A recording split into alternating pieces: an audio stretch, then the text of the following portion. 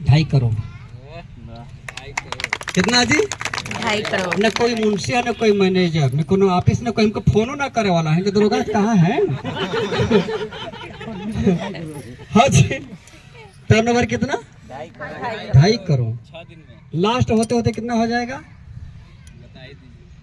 10 करोड़। 8 करोड़ तो हो ही जाएगा ना।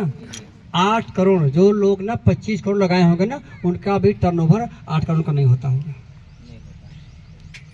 है कि नहीं? यहाँ पे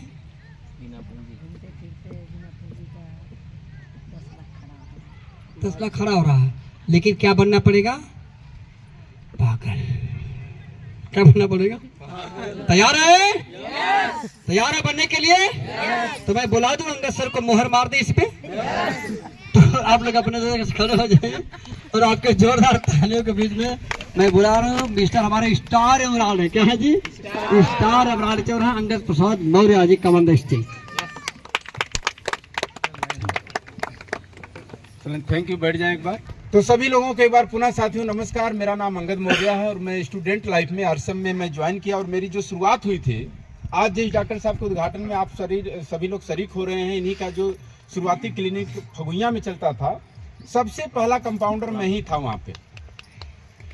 सबसे पहला शुरुआत जब डॉक्टरी का हुआ तो पहला कंपाउंडर मैं था और वहीं पे रहते हुए मैं पढ़ाई करता था, साथ में क्लिनिक वाला काम कंपाउंडर वाला करता था। और वहीं से एक अनजान व्यक्ति के माध्यम से मेरे को आरसम मिला और जब आरसम मिला तो मेरे को एक जानकारी हुई कि यहाँ खरीदने से 20% वापिस होता है। कितना? 20%। हम कोई प्लान नहीं देखे थे, कंपनी का भविष्य क्या है, भविष्य में इसमें आप आगे बढ़ जाएंगे, कुछ भी मालूम नहीं। बस एक बात मेरे को पता चला कि 20% वापिस आएगा, यानी डॉक्टर साहब का पुर्जा पैसा हमें मिलता था। मंथली में खरीदारी हम ही करके लाते थे, 3 से लेकर 4,000 रुपये महीने का खर्च होता था। तो 20% के अनुसार 600 से लेकर 700 रुपया के आसपास। यह लाभ लेने के लिए मैं अपने से जाके ज्वाइन कर लिया और ज्वाइन करने के कुछ महीनों के बाद मुझे इसके बेसिक चीज़ों के बारे में, इसके भविष्य के बारे में, आने वाले कल के बारे में मुझे जानकारी होने लगा और धीरे धीरे मैं इसके संगत में बना रहा, चलता रहा, लगा रहा। अपलाइन आदरणीय श्री दरोगा सर, एक बार मैं आपके सम्मान में पुनः चालू चाहूँगा।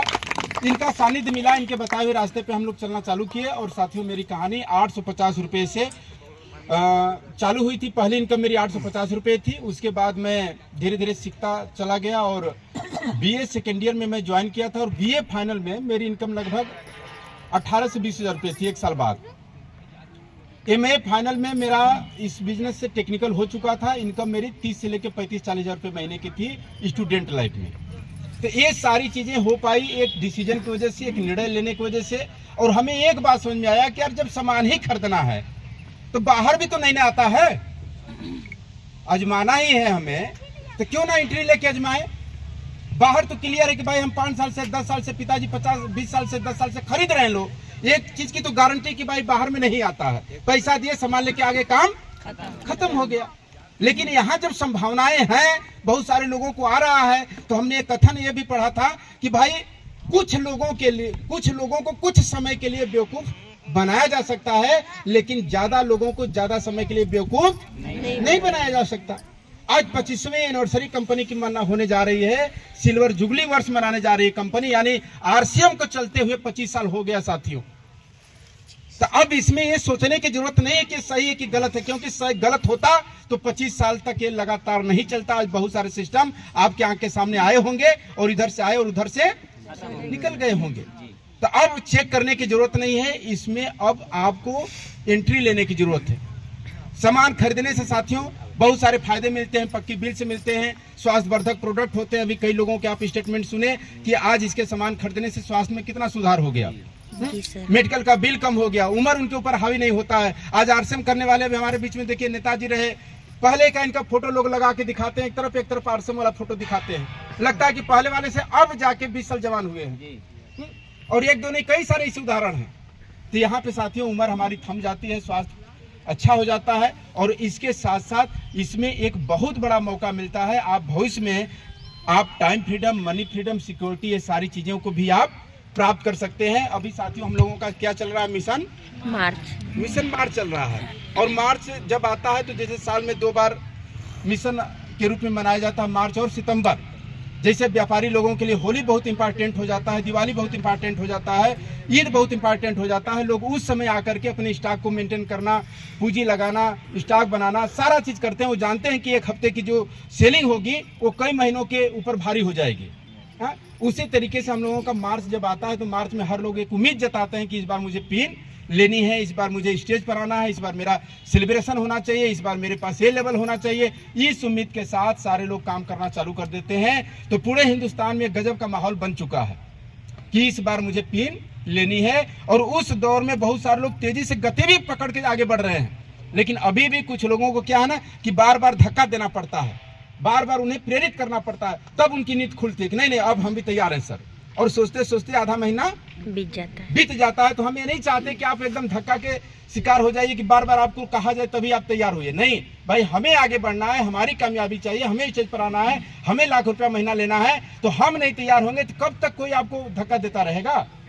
तो हमारी तैयारी इस मिशन मार्च में हो जानी चाहिए कि मिशन मार्च में आपका एक गोल टारगेट बन जाना चाहिए कि भाई इस बार मुझे क्या करना है। बहुत सारे लोगों का गोल ही सेट नहीं होता। जैसे कुछ लोग हाथ खड़ा कराए सर जी कि रॉयल्टी कौन लेंगे, तो मैं देखा कि कुछ लोग ऐसे भी हाथ खड़ा किए जो भी बोले कि मैं जुड़ी ही नहीं हूँ।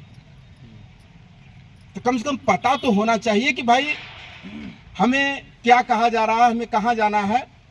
तो हमारा गोल इस महीने का सेट होना चाहिए कि कौन से लेवल। हो सकता है रॉयल्टी हम नहीं जाएंगे, बहुत सारे लोग का बिजनेस हो सकता है उस जगह पे ना हो, लेकिन टारगेट तो बहुत सारे हैं। Beginner, starter, opener, Regal, runner, winner, star, बहुत सारे लेवल है कि नहीं है।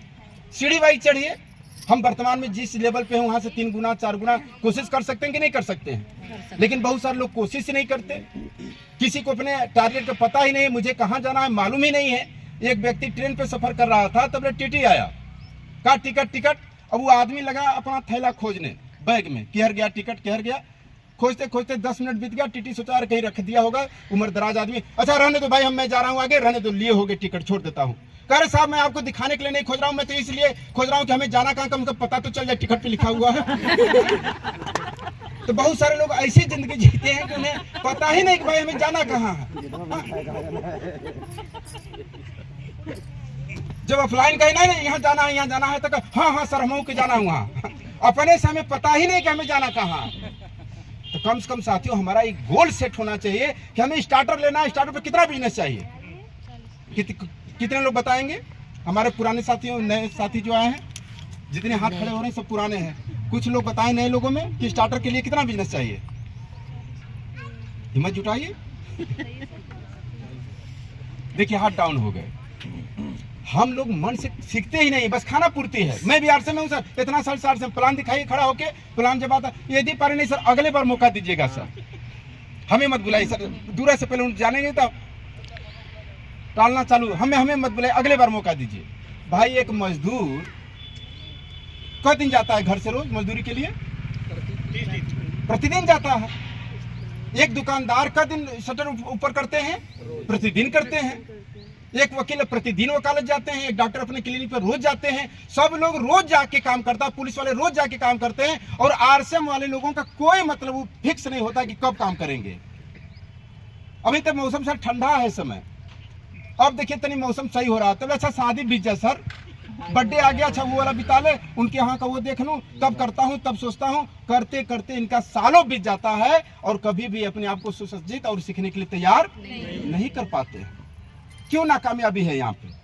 भाई हम लोगों को जो बताया गया कि भाई ठीक है, नहीं आता था, ना बोलने आता था, ना खड़ा होने आता था, ना हिंदी खड़ी भाषा में बात करने आता, कुछ भी नहीं आता। लेकिन एक काम हम लोग किए कि सीखने की गति को धीमा ही सही लेकिन लगातार बनाए रखें।